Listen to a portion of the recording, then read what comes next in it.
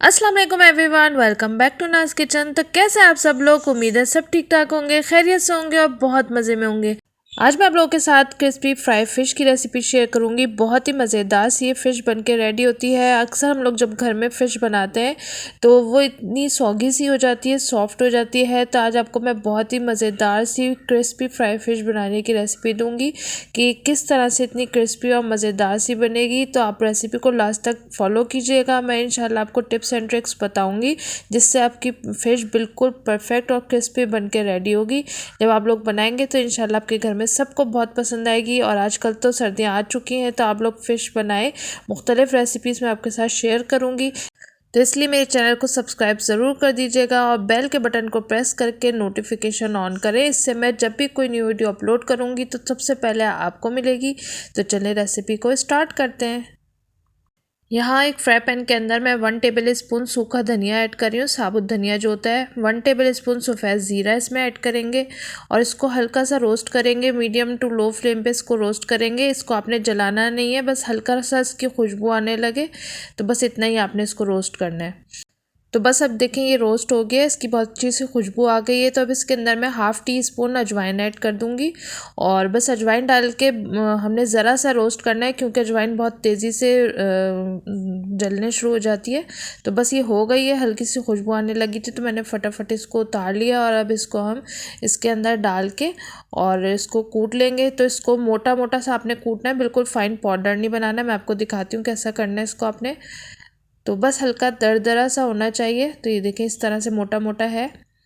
तो बस अब इसको साइड पे रख लेंगे। अब यहाँ मेरे पास फ़िश है, मैंने माशेर ली है। आपको जो भी पसंद हो आप वो ले सकते हैं। ये 1 किलो से थोड़ी सी कम है। तो बस इसके अंदर जो है मैं ये वाला जो मसाला हमने कूट के रखा था तो ये इसके अंदर डाल देंगे। ये जो मैं मसाला बता रही हूँ आप 1 किलो के अंदर लगा सकते हैं आराम से। और हाफ़ टी स्पून कुटी हुई लाल मिर्च और हाफ़ टी स्पून नमक ऐड कर रही हूँ मैं। और हाफ़ टी स्पून काले मिर्चों का पाउडर है। अब यहाँ हम सोया सॉस ऐड करेंगे 1 टीस्पून और 1 टीस्पून चिली सॉस। इससे बहुत अच्छा सा एक इसमें टेस्ट आ जाता है। और 1 टेबल स्पून इसमें अदरक लहसुन का पेस्ट ऐड कर देंगे। और ये मेरे पास इमली का गाढ़ा गूदा है और 3 टेबल स्पून के करीब ये होगा। तो आप इसके अंदर डाल दें और अब इसको अच्छी तरह से मिक्स कर लेंगे। और मिक्स करके इसको अच्छी तरह से और उसके बाद हम इसको मैरिनेट होने के लिए रख देंगे। तो इसके अंदर मैं हल्दी ऐड करना भूल गई थी तो इसमें हल्दी भी ऐड होगी। हाफ़ टी स्पून हल्दी इसमें ऐड कर देंगे और बस इसको अच्छी तरह से मिक्स कर लेंगे। तो बस ये मिक्स करके आपने इसको मैरिनेट करना है। जितना अच्छा मैरिनेट आप करेंगे उतनी अच्छी फ़िश के अंदर सारे मसाले चले जाएंगे और बहुत अच्छी फ़िश बनेगी। तो मैं इसको तकरीबन 2 घंटे के लिए मैरिनेट कर रही हूँ। अगर ज़्यादा टाइम है तो आप इसको 3-4 घंटे मैरिनेट भी कर सकते हैं। और इसको आपने फ्रिज में रखना है जब मैरिनेट करें ज़्यादा टाइम के लिए। और अब यहाँ मेरे पास हाफ़ कप बेसन है और 1 टेबल स्पून इसमें मैं चावल का आटा डाल रही हूँ।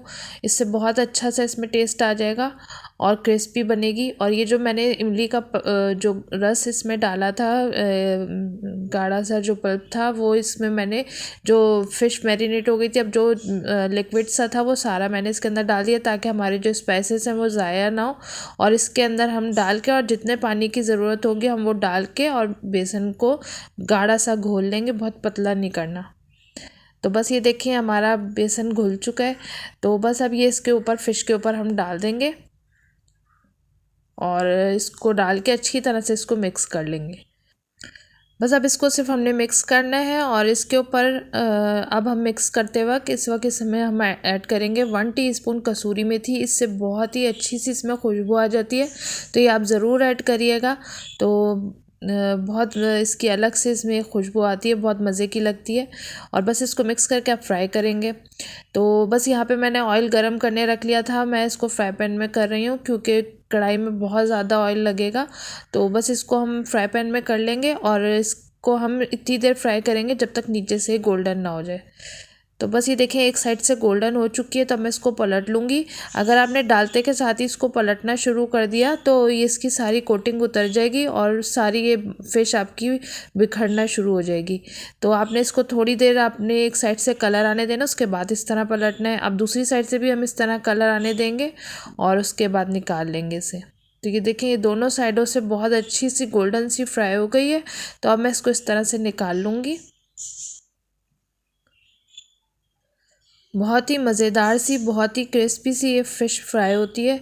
तो आप लोग इस तरह से ज़रूर ट्राई कीजिएगा। अगर आप लोगों ने नहीं बनाई कभी तो आप लोग एक दफ़ा इस सर्दियों में ज़रूर ट्राई कीजिएगा, तो इंशाल्लाह आप बार बार बनाएंगे। तो ये सारी रेडी कर लेंगे हम। तो ये देखिए सारी फ़िश हमारी रेडी हो गई है और बहुत ही मज़ेदार सी। इसको आप ये वाली जो सॉस मैंने आपको पहले बनाना बताई है, तो ये बहुत मज़े की लगती है। इसके साथ सिरके वाली सॉस, जो चटनी कह लें आप या सॉस कह लें, बहुत मज़े की लगती है। तो खीरे और प्याज वगैरह के साथ, लीमू के साथ इसे सर्व करें और ऊपर से इसके ऊपर चाट मसाला डालना बिल्कुल नहीं भूलिएगा। जब आप सर्व करें तो चाट मसाला और लेमन के साथ आप इसको छिड़क के और लेमन वगैरह डाल के इसको सर्व करें। बहुत मज़े की लगेगी। इंशाल्लाह आपके घर वाले आपके फ़ैन हो जाएंगे और बहुत पसंद आएगी सबको।